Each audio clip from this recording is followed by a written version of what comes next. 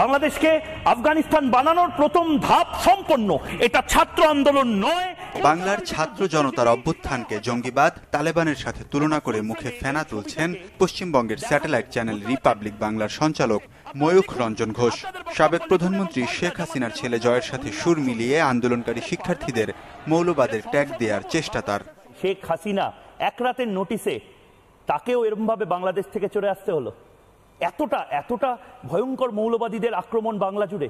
গেল কদিন ধরেই বাংলাদেশ ইস্যুতে বিভ্রান্তকর তথ্য ছড়ানো হচ্ছে ভারতীয় এই গণমাধ্যমে। একই পথে Zee News, India Today group, TV9 সহ ডজন খানেক সংবাদ মাধ্যম। জনতার তোপের মুখে পদত্যাগের পর শেখ হাসিনা দেশ ছেড়ে যখন আশ্রয় নিয়েছেন ভারতে, ঠিক তখনই কিছু সুযোগ সন্ধানী গোষ্ঠীর হামলার শিকার হন ভিন্ন ধর্মাবলম্বীরা। এমন তথ্যকে রংচং মিশিয়ে অতিরঞ্জিত করে সংবাদ প্রচারিত হচ্ছে পশ্চিমবঙ্গের কিছু গণমাধ্যমে। পাহারা দেওয়ার দরকার হচ্ছে কেন? সীমান্তে হিন্দুদের ঢল নামবে এমন বার্তা দিয়ে উদ্বেগ তৈরি করা হচ্ছে পশ্চিমবঙ্গের মানুষের মাঝেও। সামনে আনছি না, ডিসক্লোজ করছি না। গণমাধ্যমের এমন ভূমিকায় উদ্বেগ প্রকাশ করেছে খোদ পশ্চিমবঙ্গ রাজ্য পুলিশ। সাম্প্রদায়িক উস্কানিমূলক বার্তায় কান না দেওয়ার আহ্বান জানিয়েছে রাজ্যটির প্রশাসন।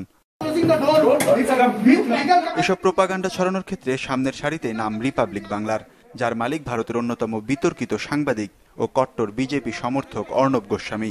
একাংশের মতে সংবাদ নয়, প্রোপাগান্ডা নিয়ে বাণিজ্য করেন অর্ণব। টিআরপি কেলেঙ্কারিতেও নাম উঠেছিল তার। সাম্প্রদায়িক এই বিদ্বেষ ছড়িয়ে দিতে উস্কানির অভিযোগ উঠেছে একাধিক বিজেপি নেতার বিরুদ্ধেও। ওয়ালিউল্লাহ ফারুক, চ্যানেল 24।